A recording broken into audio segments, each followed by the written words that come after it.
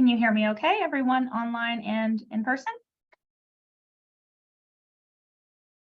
Yes. Very good. Awesome, that's great. Well, thank you for the lovely introduction. I'm really excited to present to this group today. What an honor it is to be invited. I'm excited to present to an EPI group. I recently transitioned out of a Department of Epidemiology and Biostatistics. I'm trained classically as an epidemiologist, so departments of epidemiology and biostatistics are definitely close to my heart. But as you'll see today, a lot of my research is on that fence of health services research, health management, and policy oriented. And so I hope that it will draw some interesting parallels and bring you to think about how epidemiologists can be involved in this type of work and really expand upon what is taught in our classic training and our curriculums. So I'm going to talk specifically today about how descriptive epidemiologic evidence is really important, not just to help us understand cancer equity, but to make a difference through policymaking and programmatic intervention. So all of you likely know this already if you've taken your Introduction to Epidemiology 101 course. Descriptive epidemiology is the basis of how we answer questions on things like who, what, when, where, and how much. And in our field, it's intrinsically tied to surveillance because surveillance is the mechanism by which we collect and monitor data that lets us answer these really important and yet so basic questions. In the context of cancer, cancer has an amazing surveillance system. It's one of the most robust in the US, and that's due in large part to a lot of federal support for cancer research and cancer programming. So the National Cancer Act of 1971 and the subsequent Cancer Registries Amendment Act of 1992 really solidified the current structure we have in the US, where every state has a funded cancer registry.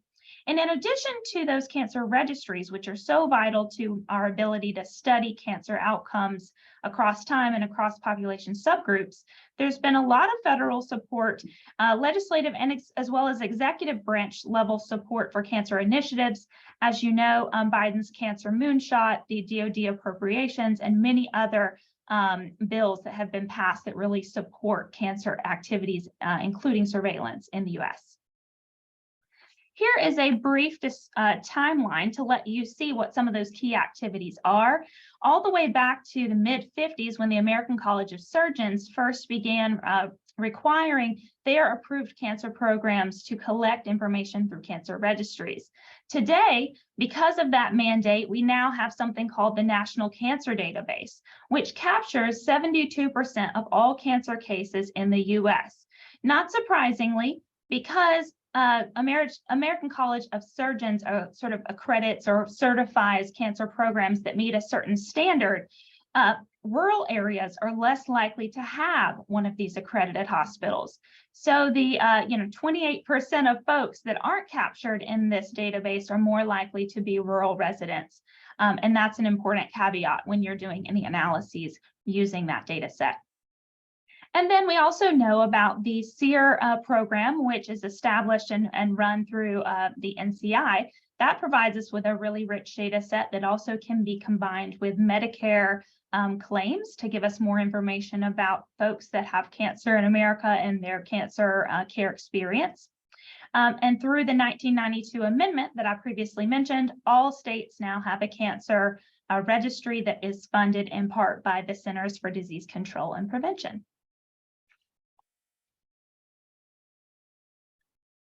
So today I'm going to use this commentary that was very recently published in the American Journal of Epidemiology, published by several authors, including someone who resides at your home institution, Catherine Lesko, but we also have Matthew Fox, Eleanor Murray, and Shawnita Sealy Jefferson, who all participated in writing this fabulous commentary on the need to revitalize descriptive epidemiology.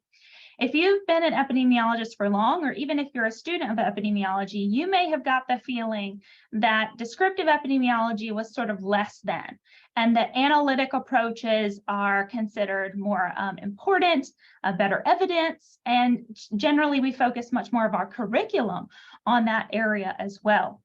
But there's important caveats in descriptive epidemiology that, one, we should be paying more attention to, including it as part of our curriculum. And secondly, that we can use to help draw support, federal support, state support, and programmatic support for doing more initiatives to advance cancer care equity. So here's some of the arguments this article made. One is that representative sampling is super important. If we don't have representative population-based surveys, it's difficult for us to do good descriptive epidemiology. If we have a census of data, like a cancer registry, for example, we have even better ability to make precise estimates because we have everyone, not just a sample. But when we do just have a sample, it's important that our sampling frames and the people that we have included in that frame are truly diverse and large enough for us to create precise and valid estimates, and when we do analytic work, inferences.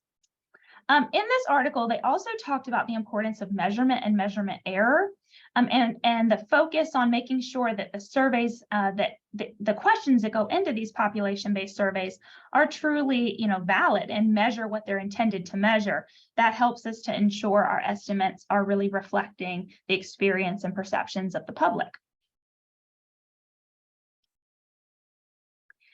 Two other comments that were made that I want to point out in this article. One is that there is a super important element of context and theory. In descriptive epidemiology, since our focus is producing descriptive statistics and saying, here's the estimate of burden in this population or in this area, it can be very easy to perpetuate power structures and racism unless we make sure to put our findings into context. So that is really important. We can't just produce statistics without explaining why those statistics might be that way. Therein lies the important connection to analytic epidemiology. But even if we simply do descriptive analyses of the exposures that may lead to those outcomes, that is an important step in the process for an epidemiologist. And lastly, this commentary references the importance of adjustment and stratification. We need to pay careful attention to what we adjust. If we adjust away for some important characteristics, we can really mask differences that may be present. And those differences are important as we're communicating with policymakers and practitioners that need to allocate scarce resources and make decisions about where to target their programs or funds. So stratification is really important, and you'll see in my talk today various examples of that being true. So for the representative sampling argument described by Matt Fox et al., I would like to specifically talk today about how population-based surveys are really not designed to allow us to measure statistics on the population's health at any lower level than typically the state, and in some cases, the nation. These surveys are powered in such a way that we really don't get information on these lower level geographies, and in some cases, lower level population subgroups, right? There's often, you'll see in manuscripts where they'll try to estimate a valid information on, let's say, American Indian rates of a particular exposure or health outcome. And they often are just unable to do it because the sample size is not large enough. So we really have two problems here. We have a geographic problem and also a subgroup problem where we need to make sure we have appropriate sampling, oversampling, or a weighting structure that will allow us to make estimates that can help us target resources and plan and evaluate programs based upon those local or population subgroup data. So as a case study to describe this further, I want to talk about a study that I did many years ago, my first foray into doing something called small area estimation. So I just told you there's a problem that we experience when we have population-based surveys with being able to create an estimate for a small area simply because there's no one in the sample who lives there, or maybe just a few people that were in the survey that live there. Well, of course, all of us know you're not going to get a reliable estimate. There's too much uncertainty when you have such small numbers. So synthetic estimates are a way to produce those local level estimates using a variety of approaches. In my case, I found, and others have found, that model-based approaches, including multi-level models, are really a major pathway to being able to produce such positive estimates. Now, in more recent years, we've been working on models that are spatial and multi-level, so it not only can sort of borrow information from that global model of the multi-level model, but it can borrow information from neighbors. Therefore, we're giving information, those neighbors' data helps to inform and create more precise estimates for each small area themselves. In this case study, we estimated HPV vaccination uptake for Texas counties using 2008 BRFIS data, and you can see the map we produced on the right showing the different levels of HPV vaccination among females. So you might look at this and you might say, well, that looks great. Seems like the approach worked and you were able to produce estimates for all but one county. Loving County is particularly very small. It only has about 60 people in it. So that was one we didn't really feel confident about producing an estimate for, particularly in this population of young teen girls, because of the, there's just so few people who are even representative of that population in Loving County, Texas. So even though you can do small area estimation, it's not guaranteed to work. In fact, we did this case study that estimated childhood overweight and obesity rates for U.S. counties using the National Survey of Children's Health data. We used several years of data combined to help improve our sample size numbers. And in this study, we created a map showing these overweight and obesity rates. But what I want to show you in the map you see on the right is a bivariate map that combines the percent overweight that we estimated using our model on one axis, and then on the other axis, we compared that to the confidence interval width, which tells us something about the uncertainty of our estimates. And what we found is that cities that have more heterogeneous populations, particularly within racial, ethnic, and education levels, had less precise estimates. So for example, we estimated that Los Angeles County had 43% of the children in that county overweight or obese, but you can see this huge confidence interval.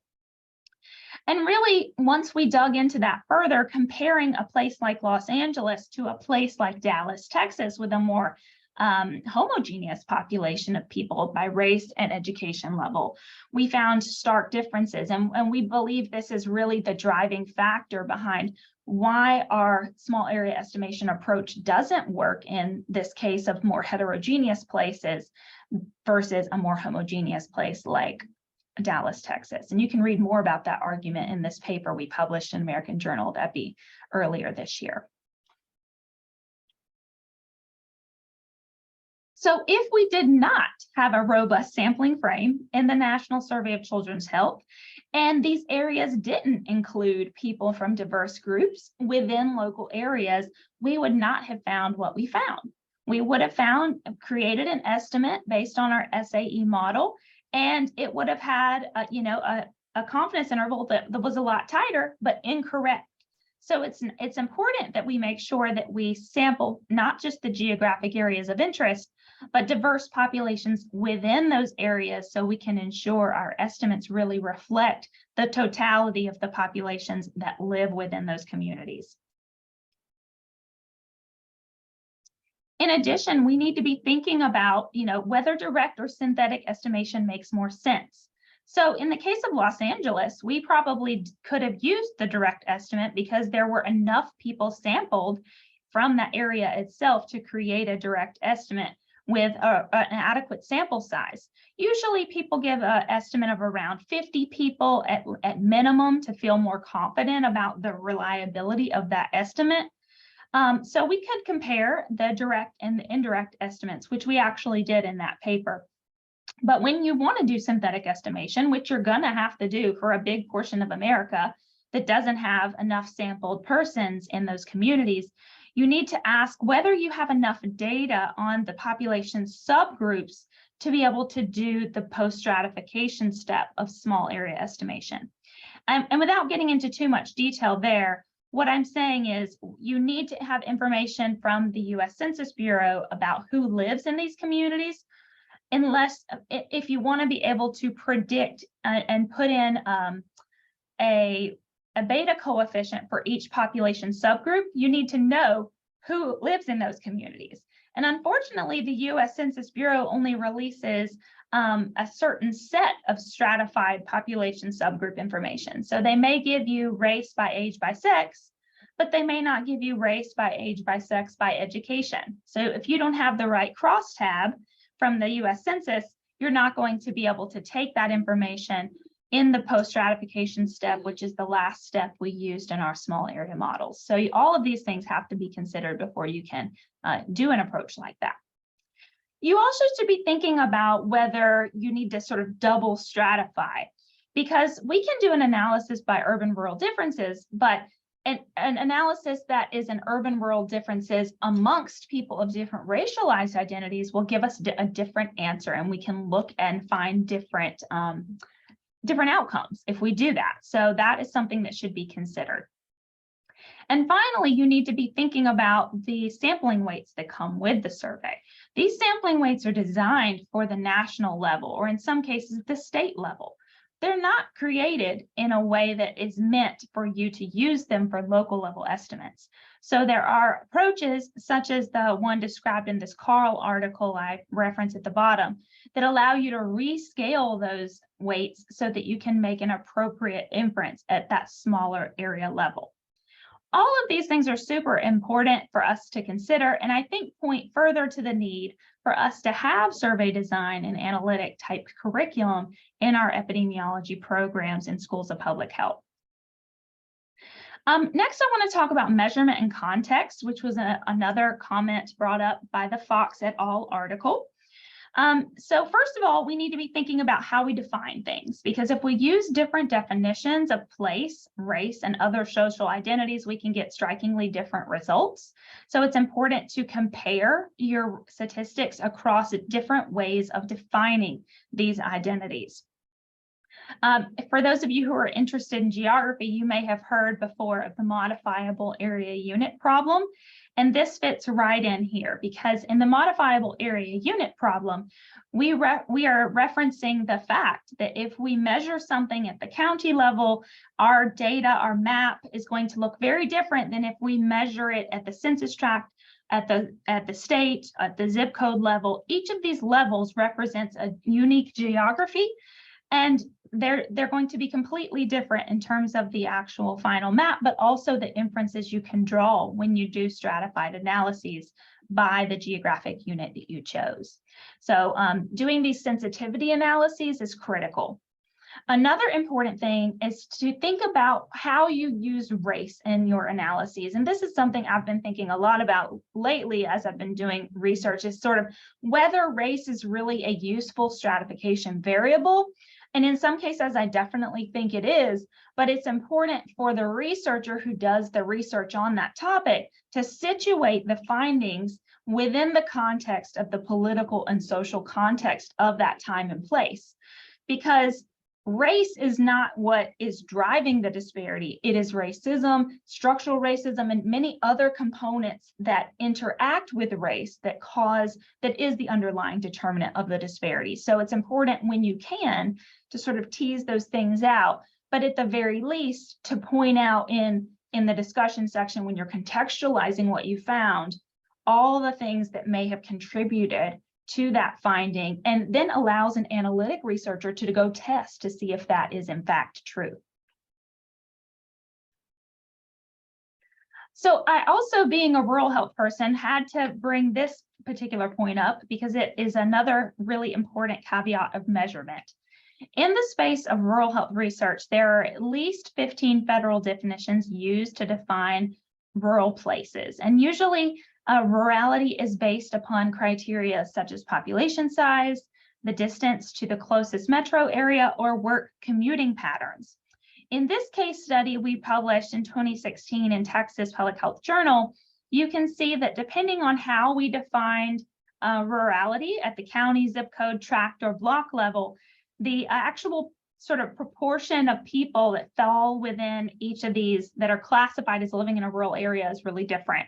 In fact, the range ranged from 4 to 17% of the breast cancer cases were defined as living in a rural area. Well, that exposure in a future analytic study is going to produce a very different result when 4% of the people are identified as being rural versus 17. So it's an important element to consider when you're doing any kind of work, descriptive or analytic. I also wanted to show you this slide, who I give credit to my colleagues at the Rural and Minority Health Research Center at the University of South Carolina for giving me this slide. So these are 4 different counties across the US. I mentioned Loving County earlier, very small, 60 people approximately. And looking at these, you probably would think, well, they're all rural, or maybe one of them isn't rural, but I bet you wouldn't guess that the one of these places that isn't rural is Mohave County in Arizona. You look at this picture with the Grand Canyon, and surely you're thinking that must be a rural place. But this county is the 5th largest county in the US by its total land size. It's very large. So parts of the county have this very nature-esque rural sort of life, and parts of the county are very urban and dense. But because we're just basing it upon the total population size and commuting pattern within that county, it's classified as metro. So it's an important thing to think about, is that rural is really not maybe what you're thinking in your mind. It really depends upon who lives there, but also the size of the geographic unit you're defining as rural, because there are definitely parts of this county that would be classified as rural if you based it on a smaller geographic unit. So for those of you who are less familiar with rural communities, Gabe Benavidez and I, who I believe he's on this webinar today, participated in an article published in Health Affairs earlier this year, where we looked at classifying communities based upon the residents that live there. And you can see from this graph on the right that if we classified communities as having just high minority in aggregate, it would miss this variation in the population subgroups across urban and rural. So you can see, for example, that to be classified as having, in the top 5% of ZCTAs with high Black populations, you need a lot more of your population to be identified or racialized as Black in an urban place than in a rural place. And on the contrary, you need, in a rural area, you need a lot less people to be classified as high in a rural place than an urban place. Urban places can be classified as having a high number of American Indians, with only about 3% of their population who identify as that way. So if we had classified it just as a total, we wouldn't have seen this variation in what it takes to really sort of be classified or identified as having a high proportion of your residents who are minoritized. And you also notice here that none of these are above 50%. In this article, we mapped the locations of these communities that have a high proportion of their population coming from these different minoritized populations. But importantly, in addition to mapping them, we put into context the map by different political and historical influences that were the catalyst for why populations ended up residing in particular parts of the US. Those types of patterns need to be contextualized so that we don't fall prey to the problems that the Fox article references as perpetuating these power structures and potential racism. In this article, we also looked at access to a variety of hospital-based services. Here's one where we looked at access to outpatient surgery. And I show this one because outpatient surgery is one of the clear places where cancer care takes place. Many different types of cancer care, the surgery aspect of cancer care take place in outpatient settings. And in this map, you can see that ZCTAs that are classified as minoritized compared to ZCTAs that are high white as our reference have longer distances to get to outpatient surgery in rural areas. But the opposite was true in urban, where minoritized communities had better access to outpatient surgery. Now, it's important that I point out here that quality was not a part of the equation. So we looked at access only based upon the drive time distance to get to your nearest outpatient surgery center. But that doesn't reference how good a quality is, nor if they would even accept your insurance type. So I think there's additional studies that can be done to further answer some important questions in this space. In the Fox article, they also mentioned, as said before, the consideration for whether you adjust or stratify. And stratification allows us to reveal differences that could be masked if we use adjustment. So it should be considered whether you decide to. In some cases, it makes sense to adjust many times, such as age stratification. Age adjustment. But stratification is really important because policymakers want to know where to target their resources, and this is one way that we can help make that case to them. So in the context of cancer, despite the great declines we've seen over the past several decades in cancer mortality, rates are dropping faster in metropolitan areas than their non-metropolitan peers.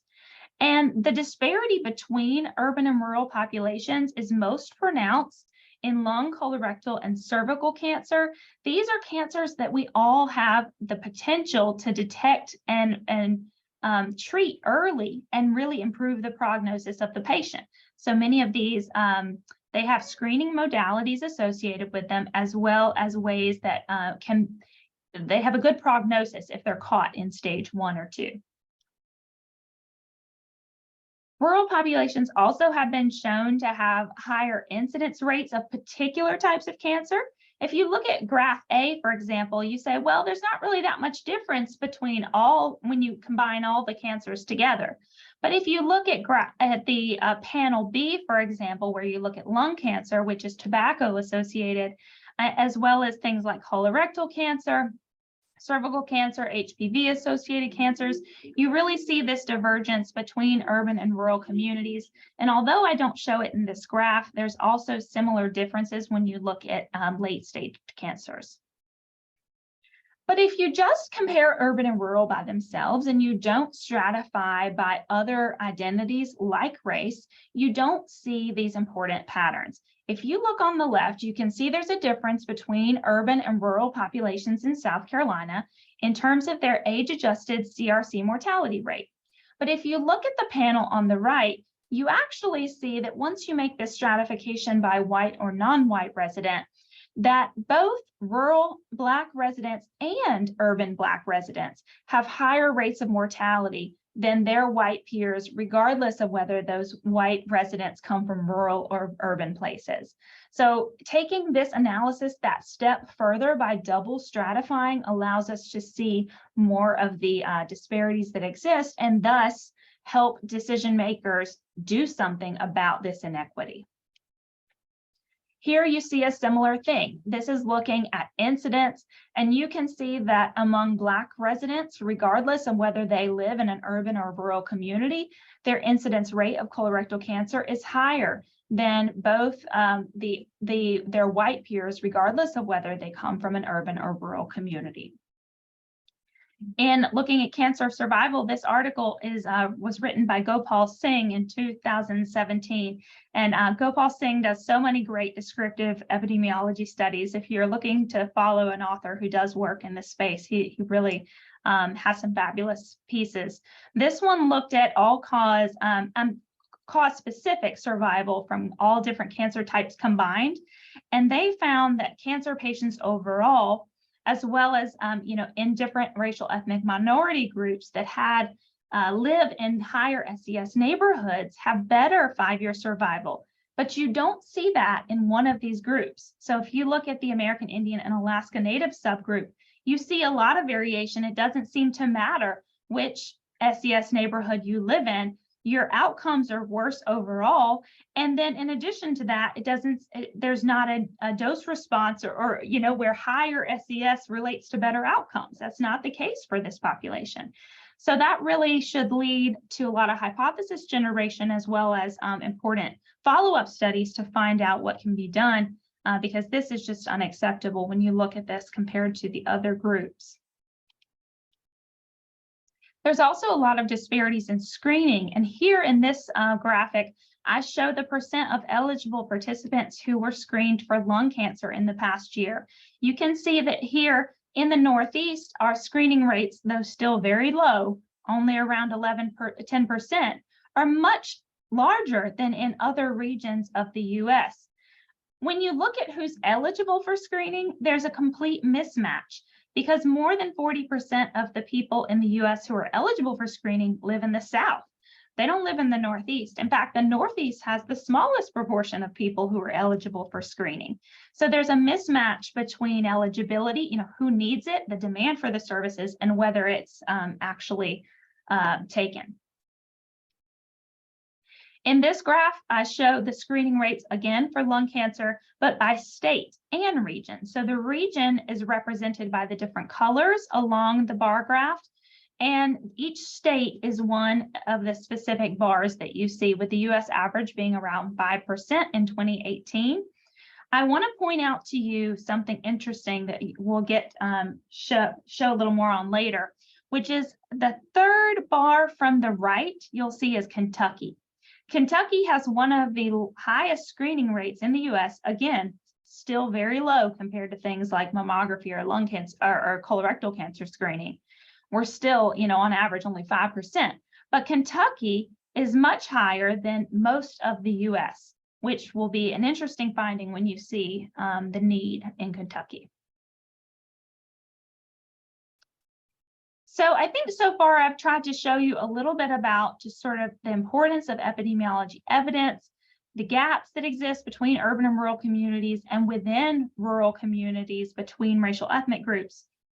But in addition to that, I want to go that step further to look at the underlying differences in access to and quality of care, because that's where you begin to take an important outcome difference and move from disparity into, well, what is potentially underlies that disparity, and something that's more modifiable.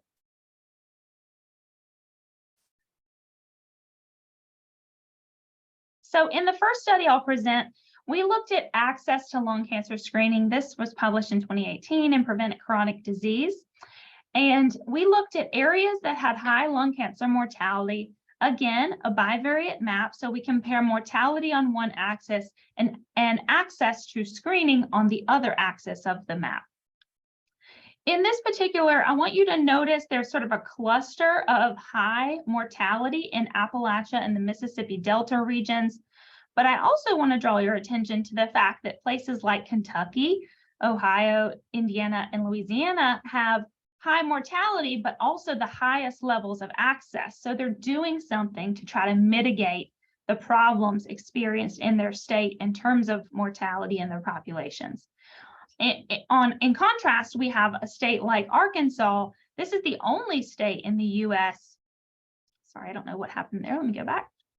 Arkansas is the only state in the US that has both the highest tertile of lung cancer mortality and the lowest tertile of access to screening.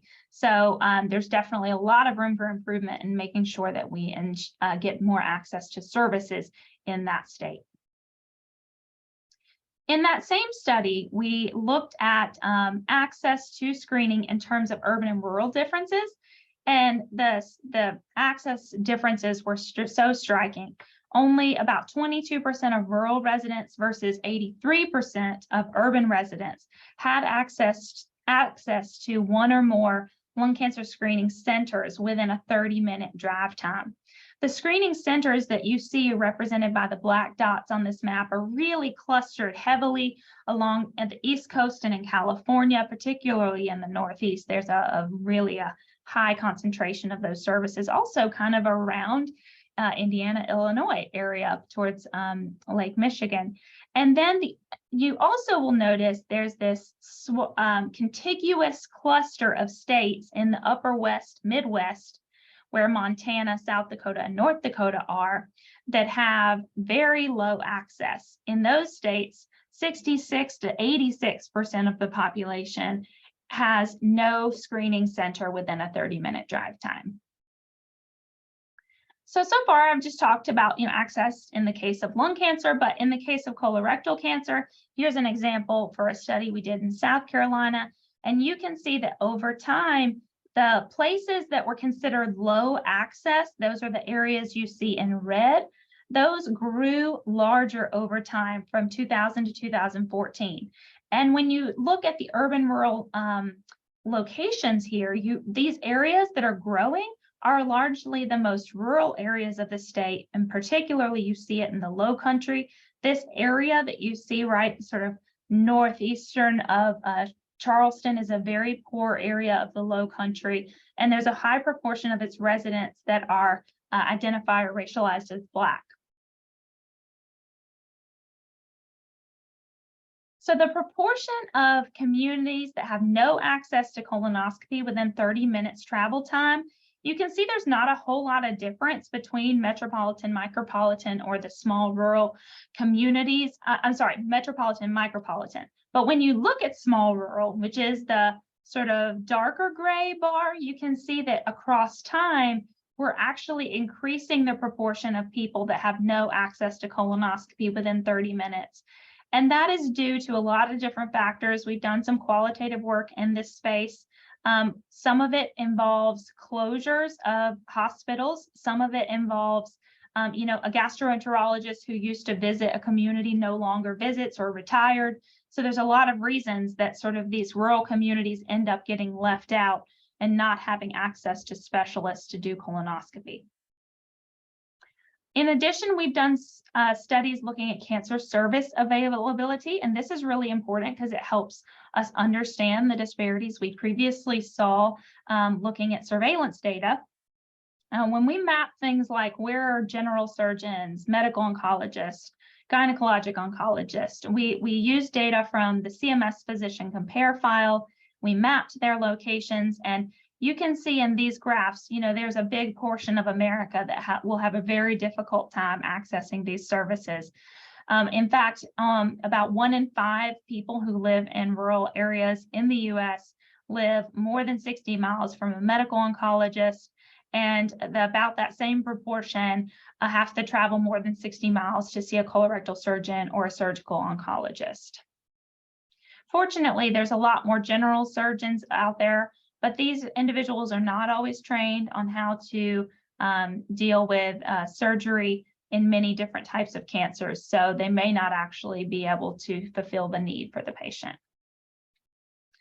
In this study, this is not ours, but Tracy Oniga, who is at University of Utah, I believe, did this study, which was showing the locations of NCI designated cancer centers in the US.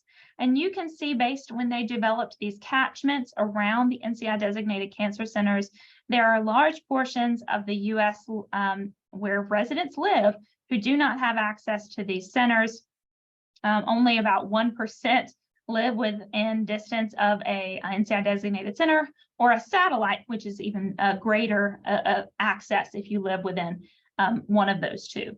But still, it's a very small proportion of residents that have access to one of these services. So what is available in rural hospitals, right? Rural hospitals exist, but we didn't have as much information as we liked about what is available for people. So Pei and Hung and colleagues that I worked with, we did this study to look at what did they have.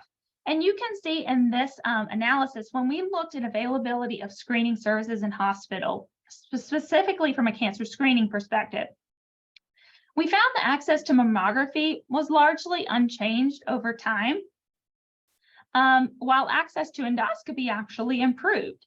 But in small urban and rural PPS hospitals, mammography provision declined over time. These are hospitals that are smaller in size, and it's harder to maintain this service line. The largest gains for the endoscopy services were actually found in critical access hospitals that you see here in green. So in 2008, about 44% of critical access hospitals provided endoscopy services. Sorry.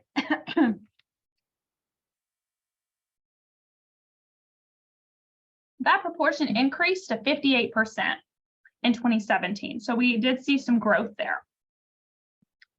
I'm going to go to the next one because here we looked at more cancer care. Something interesting happens when you limit the analysis to small hospitals. These are hospitals that have 25 beds or less. When you limit just to those hospitals, critical access hospitals were much more likely to be providing comprehensive oncology services and chemotherapy, but it did decrease a little bit over time by about 3 percentage points. Radiation therapy and large is not going to be able to be provided within a small hospital just because it needs a lot of special infrastructure and personnel to be able to provide that service. So it's going to be, doesn't matter if you're urban or rural, what type of hospital you are. If you're a small hospital with 25 beds or less, that's not the kind of service that you're likely to provide. Another study we did looked at hospital closures in cancer care. And this map here, you're going to see the locations of communities that had any hospital closure between 2018 and 2017. And in green, you're going to see communities that lost all of their hospitals between at one point during that year. And 75% of the rural HSAs, which stands for hospital service area, 75% of those that were rural lost all their hospitals. They were all located, 75% of them were located in the South. So you really have this cluster effect.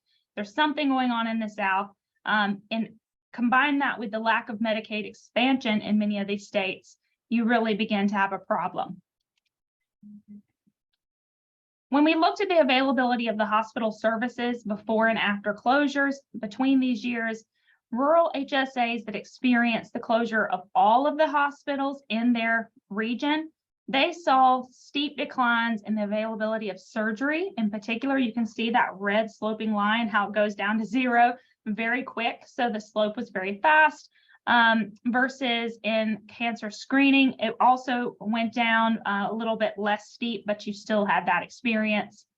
Rural HSAs that lost some, but not all of their hospitals, they're shown in the yellow line. And you also see some declines in the cancer services in these communities, but definitely, not as steep as what you see in those that lost all their hospitals.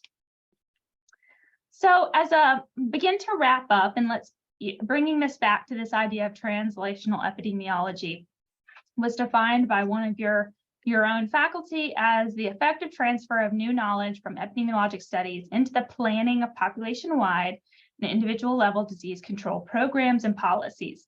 So with that in mind, it's important for us to take that information I've just shown you, all the different ways you can stratify by race and place and looking at access to care, to begin to think about, well, what are the policy levers that we can use to reduce these inequities? And what are the programs that we could put in place to reduce those inequities? And by no means are these, this is not an exhaustive list, but it definitely is a wish list of things that we can, communicate to policymakers to help mitigate those inequities. So first of all, we talked about hospital closures. Hospital closures in rural areas is a major crisis, particularly since 2010. And currently, there's no state level or federal level oversight of whether hospitals choose to merge or close or expand. It's basically free market principles. And unfortunately, because of that, when a hospital closes, it can leave a community in a disastrous situation and people die as a result of not being able to access, especially timely emergency care. So one policy lever we can advocate for is that state or federal level oversight be required, and there are multiple mechanisms to do it, because think about things like a utility. A utility can't just decide to go out of business in a community. You need that utility, and it's regulated in a way that ensures that you are still going to have electricity at your house, no matter if the company goes out bankrupt. So those regulations do exist for other types of sectors. Other ways are improving how we measure network adequacy. So in insurance models, there's different providers accept different types of insurances. So there are some standards around network adequacy, but they are often not enforced or not really very strong in rural communities. So this would be another policy lever. Medicaid expansion and or Medicaid waivers, making sure that those that are diagnosed with cancer that are uninsured would be able to access coverage for cancer care would be important. Making sure that all these federal investments that are coming up, we've seen many multi-billion-dollar bills passed in the past few years alone. Are these federal investments making it to the most neglected areas, or are those funds going to the same places that have the most resources already? That needs to be monitored and called out when, in fact, those investments don't go to the places that could use them most. I've shown you some data that showed, some major inequities in both outcomes and access in areas of the country with a high proportion of American Indian or Alaska Native residents. So this is largely tied to what's available and who can access Indian Health Service hospitals. So this is another area for policy intervention. And finally, funding lung and colorectal cancer screening similar to the National Breast and Cervical Cancer Early Detection Program. This is a fabulous program, but we have nothing like it for lung and colorectal, and it gives us a starting point or a template, a model that we can advocate for expanding those services to new types of cancers with proven results in terms of reducing mortality. And then from a programmatic standpoint, there's things we can do as well. I mentioned to you that a lack of many of these specialists, a lack of endoscopists in rural communities. In the context of colorectal cancer screening, we have really great take-home CRC screening tests that could be used and really expanded upon in communities that do not have specialists like gastroenterologists within a driving distance. In some cases, telehealth and telementoring programs can also be used. By no means is telehealth it's going to solve all of our problems. If you need surgery, you're going to have to go into a center for that. If you need radiation therapy, you're going to have to go daily, in some cases, to a center, a physical presence. So telehealth isn't going to solve all of our problems by any means, but it is going to allow us to provide supportive care and cancer survivorship care for people on the spectrum after they've completed their treatment. There's also a lot of local chemotherapy programs that are being developed. And payment for those as well. So a lot of hospitals just need the support to get started. That's not something that they have always done. So it may be the kind of thing that they need technical assistance and sort of infrastructure to help them get going. And lastly, I showed you the map of NCI designated cancer centers. They're few and far between in a large portion of the US. So we need to think about how we can either expand the number of those or at least expand the reach of our cancer centers beyond their sort of traditional catchment areas. A great example of that is University of Virginia has a cancer center without walls model that has a lot of sort of satellite community-based clinics throughout the state. So that's a great model to consider for future programs that want to do something similar.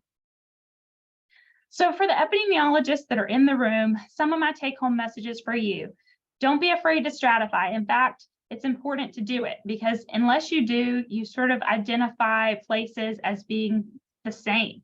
If we stratify by factors like race, ethnicity, region, SES, we begin to find patterns that allow us to find where we can intervene to improve those disparities. So don't be afraid to do it.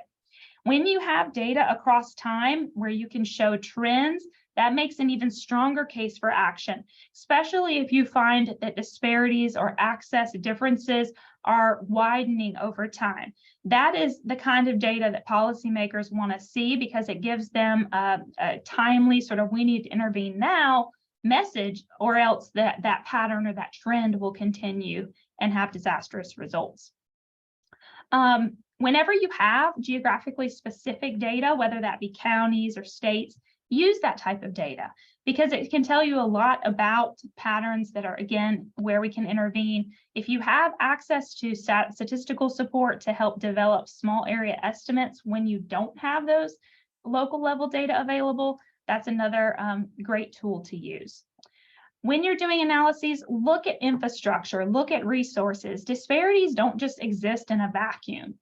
So if you produce a study that shows disparities, be ready to either show some data that looks at the possible determinants, like what are the infrastructure that those communities have that may contribute to why those disparities are there in the first place, or at the very least, like I said, really frame your discussion section so that the next researcher can go do that analytic work and find how significant of a contributor that factor is.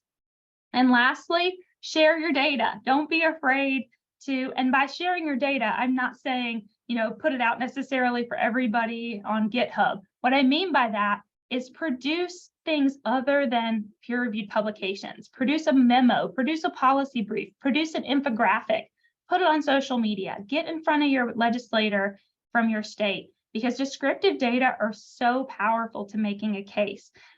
They don't want to see a table of odds ratios. A policymaker wants to see these graphics that tell the story very clearly, and often the best way to do that is with descriptive evidence. So don't be afraid to approach and to share that data with people that have decision-making authority in the capacities that you all work or will someday work. Here's my contact information, my acknowledgements. I just want to thank all my collaborators and funders, and I'll be happy to answer some questions at this time. Okay. Well, this was wonderful. Thank you so very much, Dr. Eberth. We have some time left over, and I see there might be some chats coming up in the chat room or in the chat box. Any questions or comments? Heather, I'll keep an eye on the chat box for you. Okay, great. I do. I think I see one from Vernay. Is that Vernay. Okay. Vernay? Vernay, do you want to unmute yourself and ask the question? Sure. Thank you so very much. That was such a great presentation. I'm from Alaska, so much of this resonates. Yeah. Particularly since 90% of our communities are off the road system. And so I really, really appreciate you sharing this. The question that I had put in the box was, do you have recommended resources for learning more about the synthetic sampling? Yes, and I'm happy to share those with Derek to distribute to everybody. That was something that was new to me when I was doing my dissertation back in 2010. I was reading, I have a book on my shelf. I'll have to find it. It was a fabulous book. I think it was a Wiley book that was really helpful, but there were a few sort of key articles too that helped me get started. And this is a tool that now the CDC has picked up. They're using it all the time. If you research or Google CDC places, they now have this really great geographic visualization tool that utilized small area estimation to produce county and zip code level estimates for like 30 different outcomes. And they use that same approach. So it's definitely something that's now very standardized. But again, caveat, it doesn't work well in all places. So I think it's a great tool. Thank you. And I was a little bit concerned that it might not work in rural Alaska because I think you said some of the caveats was where there's not great variance in the population. Well, actually, if the population is kind of homogeneous, it actually makes it easier to estimate because when you think about a model, if you have more people who experience the same thing, it makes the estimation process easier. So I actually think in Alaska, it might work pretty good. The only thing that would be negative is that if you wanted to introduce a spatial component, it would be a little challenging because so many of Alaska's communities don't have very many neighbors, right? Like if you're looking at a county in the middle of Iowa, you've got a lot of neighbors. But if you are in Alaska or Hawaii, you may have none. So I think that could be a challenge from looking at the spatial component. Thank you so much. Yeah, I'm happy to send those articles on. I love that. Thanks. Yeah. That would be great. Thank you.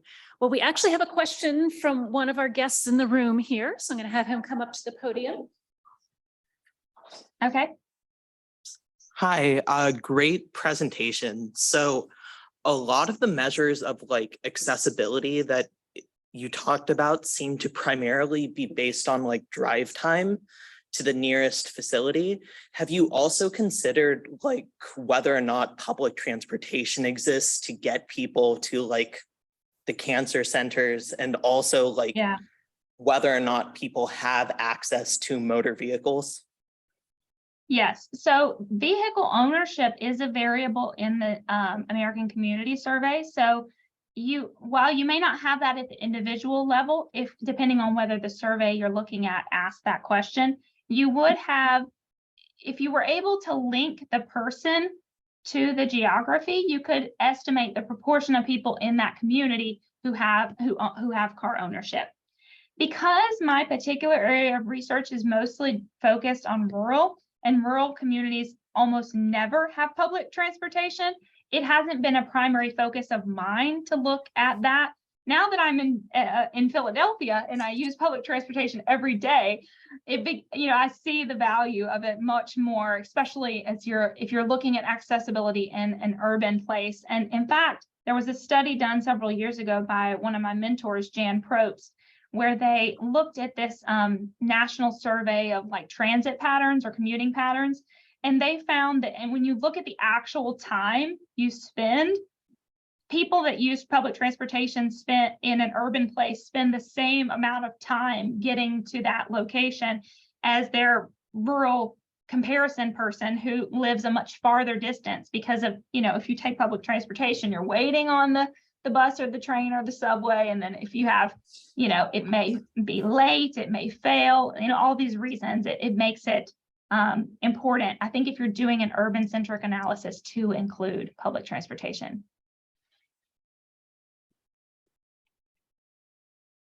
Great question. Thank you. I think we might have time for maybe one more question. It's just about 1:14. You have a nice comment in the chat. Thank you so much. Your points are very important for effective state cancer control. Right, and I'll also just say thank you very much to Dr. Lesko and all the authors who wrote this article, because we need people to speak up for the value of descriptive epidemiology, and it's so rarely done. So I'm very thankful that they pointed it out. Same here. We actually used that article as the topic for a journal club we had a couple of weeks ago. So now I'm going to encourage everybody to listen to this presentation as well, and we will continue our discussion of that. So thank you. It was very, we didn't plan it that way, but it just worked out. So thank you for that. No, I thought it was just, it just makes the case for why I do this stuff. Why do I map these things? Why do I look at, I think it's a great example. So absolutely. Thanks for the invitation. Absolutely. Great. Well, we're just at time, and we want to leave time for students to be able to get to their next classes. So with that, if everybody could just, sort of remotely join us in thanking Dr. Eberth for joining us today and sharing with us her interesting results and insights. We really appreciate it, and hopefully we can hear from you again soon. That would be lovely. Thank you again for the invite. It was my pleasure.